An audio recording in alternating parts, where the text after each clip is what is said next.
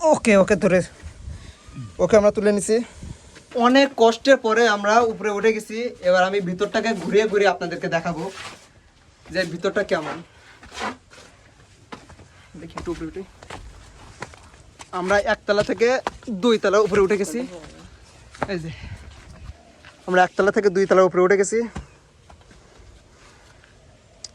এবার আমরা ভিতরে ঘুরে ঘুরে দেখাবো।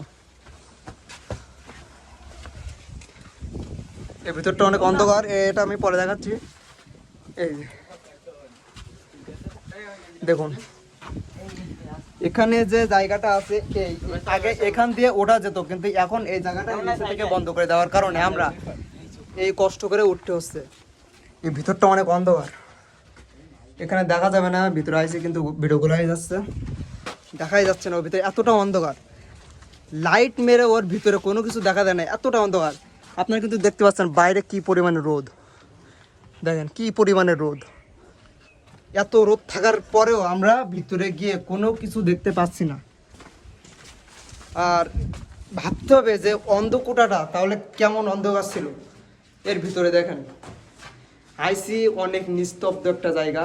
এখানে আরও একটি জিনিস আপনাদেরকে জানাই, এই দেখুন এখানে যারা ঘুরতে আসে, যারা কাপল, যারা রিলেশন করে, তারা প্রত্যেকে এখানে এসে তাদের নামটা লিখে যায়, যে P+M S+T এগুলো সব কিছু লিখে যায়। এখন নিচে বন্ধ করে দেওয়ার কারণে মেয়েরা উপরে উঠতে পারে না, ছেলেরা মোটামুটি সবাই উঠতে পারে, অনেকে উঠতে পারে না, কারণ অনেক রিস্ক উপরে ওঠার জন্য। তো আমি আরও ঘুরে ঘুরে দেখাচ্ছি, উপরে ওঠার চেষ্টা করতেছি, উপর থেকে দেখানোর চেষ্টা করব। তো সাথে থাকুন। সিঁড়ি আছে, তো উপরে ওঠার জন্য নাকি সিঁড়ি আছে, তো আমরা সিঁড়ি দিয়ে উপরে উঠে যাব। এই যে সিঁড়ি দেখুন, মনে হচ্ছে আমি মিশরের কোনো একটি পিরামিডের ভিতরে উঠতেছি। ওরে বাবা, এখানে এতটাই ভাঙাচোরা সিঁড়ি যে উঠতে গেলে যদি একবার কেউ পড়ে যায় তার হাত পা ভেঙে যাবে, এটা শিওর। তো আমরা অবশেষে 3 তলার উপরে উঠে গেছি। এর উপরে ওঠা আমাদের জন্য একটু রিস্ক হয়ে যাবে, সবাই একটু দেখুন। এই যে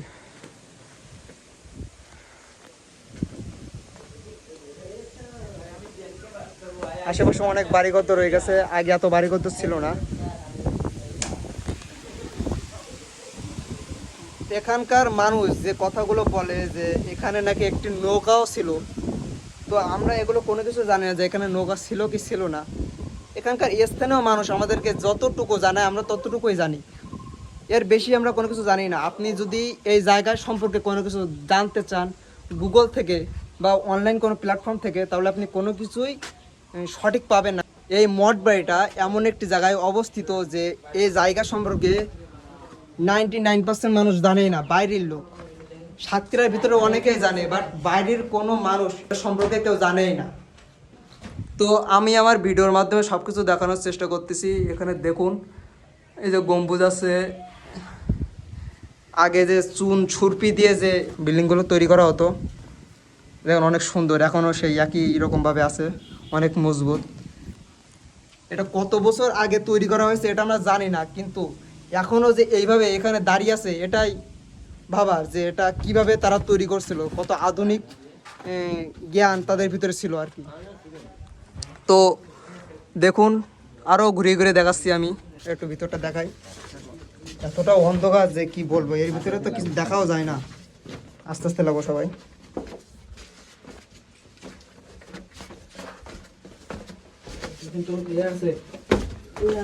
এখানে অনেক উঁচু নিচু সিঁড়ে, সেটাগুলো ভেঙে গেছে।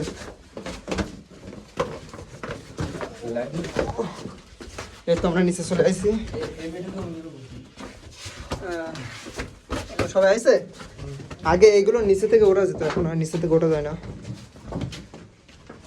এই দেখুন এখন সবগুলো আটকে দিছে, সবগুলো আটকে দিছে। মূলত যে অন্ধকূটা যেটা, সেটা এখন নেই। মূলত যে অন্ধকূটা আমরা যাকে বলি সেটা এখন নেই, সেটা মাটির তলে তলিয়ে গেছে। এটা শুধুমাত্র এখন একটি নিচতলা, বলতে গেলে নিচতলা যে জায়গাটা